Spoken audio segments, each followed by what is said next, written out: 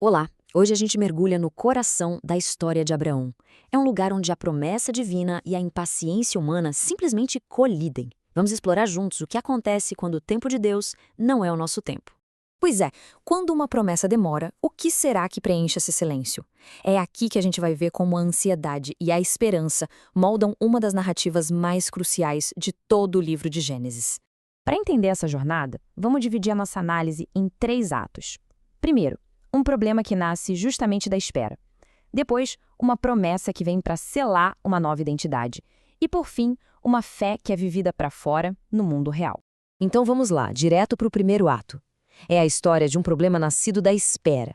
Aqui a gente vai ver como a longa espera por um herdeiro prometido levou a uma solução humana com consequências que, nossa, ecoariam por gerações. Olha, e para a gente não julgar com os olhos de hoje, é fundamental entender o contexto da época.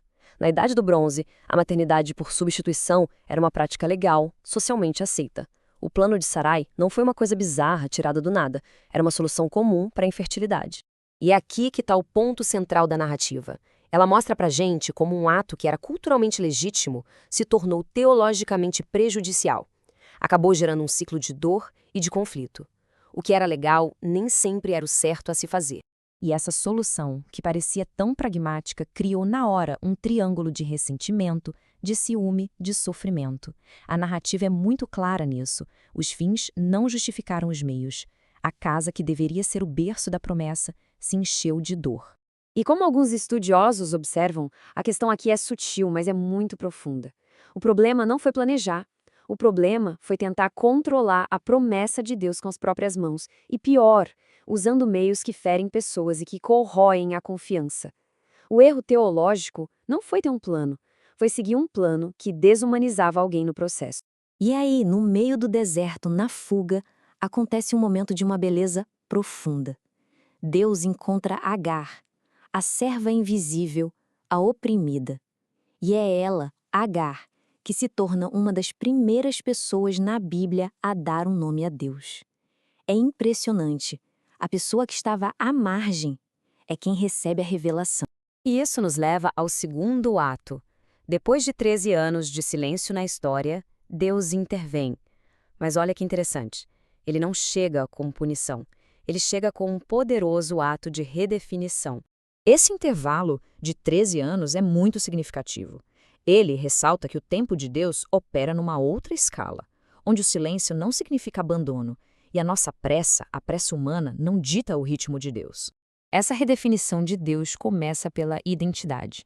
Pensa comigo. Abrão significava pai exaltado, um título nobre, mas limitado.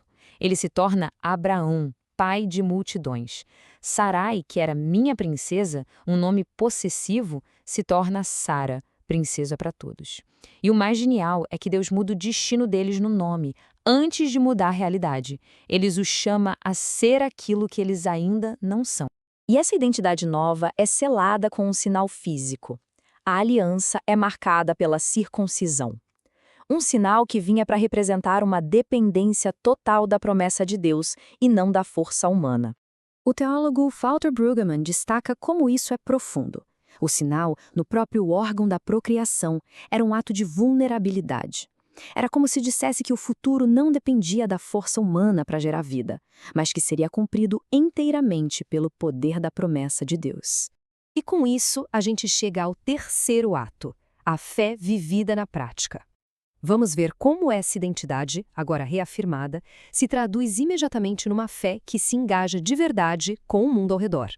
E a primeira manifestação dessa fé é a hospitalidade. Mas veja bem, Abrão não apenas recebe os visitantes. Ele corre, ele se curva, ele serve pessoalmente. Ele se coloca numa posição de servo. No mundo antigo, isso era muito mais do que boa educação. Era um ato sagrado, um reflexo da fé. E é ali, no meio desse ato de servir, que a promessa é reafirmada. Quando Sara escuta e ri, cheia de incredulidade da ideia de ter um filho na velhice, Deus confronta o cinismo dela. Mas não com raiva.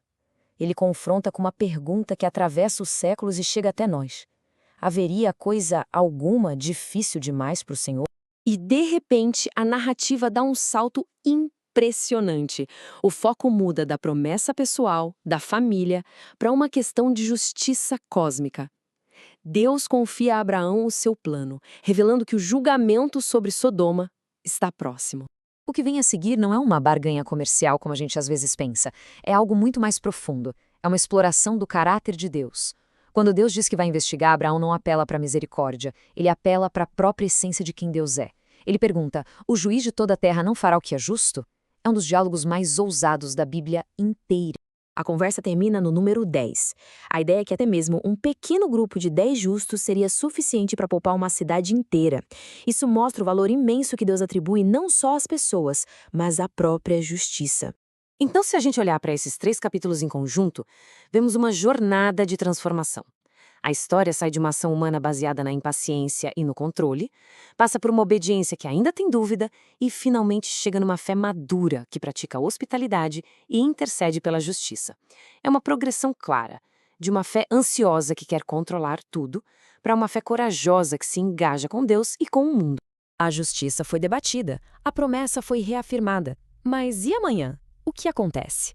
As consequências da intercessão de Abraão e o destino final de Sodoma são revelados logo em seguida. E essa história nos lembra que as nossas decisões de hoje, sejam elas de fé ou de medo, sempre ecoam por muito tempo no futuro.